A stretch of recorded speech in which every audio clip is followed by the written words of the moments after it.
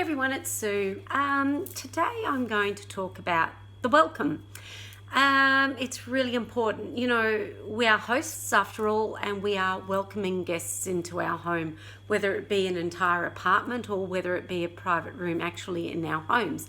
But we're in the business of hosting, and you know, we've got to make guests welcome. So you know, you only get that one chance at a first impression. So this isn't just the welcome to your home as in what does it feel like, what does it look like, how does it smell, is it clean, how is it styled, you know, so much is about the welcome. And you know, your welcome messages, your thank you for booking message, your welcome to my home, here's your code, you know, it's all about the welcome. But the welcome I'm talking about today in particular is the physical welcome of when they walk in that door. What do they see? Is it a nice clean space? Is it coloured nicely? You know, one of my dog friendly ones has particular little dog cushions on different lounges and things like that, so they know their dog is as welcome as they are. In talking about that particular property as well, you know, in that one, you know, I like to give guests gifts. Each property has different guests, gifts for the guests. Oh my God, try and say that 10 times. And this particular one, all my properties have a little chalkboard. You can get them for $5 from Kmart, and it welcomes the guests by name. If I know the dog's name will be there. We've got beautiful guests, and I'm sure they won't mind me mentioning their names, but their names are Lisa, Josh, and their dog is Scooby. So we'll always say, welcome back, Lisa, Josh, and Scooby. They stay with us many times, and I know this gentleman won't mind me saying his name. His name's Mark, and he'll come with his dog. Well, sadly we did lose DJ, Hank, this year, but he's got his dog DJ with him, so it'll always say welcome Mark and DJ. So with that as well, we have the little sign there that welcomes the guest by their name. We also have a guest gift, and the gift in these properties do not need to be a lot. Like, it's just something like, I don't particularly eat pancakes, but guests do, and we have this beautiful lemon tree in the backyard, and a lot of people consider, you know, pancakes as holiday food. So we have lemon and sugar and a pancake mix, and so that's why this property is called Puppies and Pancakes.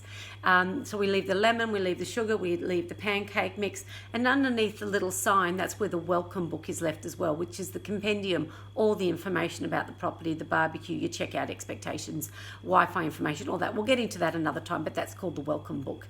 But the welcome, it is all about the welcome. So don't forget to welcome your guests into your home. You know, in most cases, these people are paying our mortgages. You know, they're keeping it in a lifestyle that I know I certainly enjoy by being a host. So welcome these guests. You know, they're not a burden to you. They are your guests, and they need to be welcomed correctly. You know, and it doesn't need to be an expensive thing.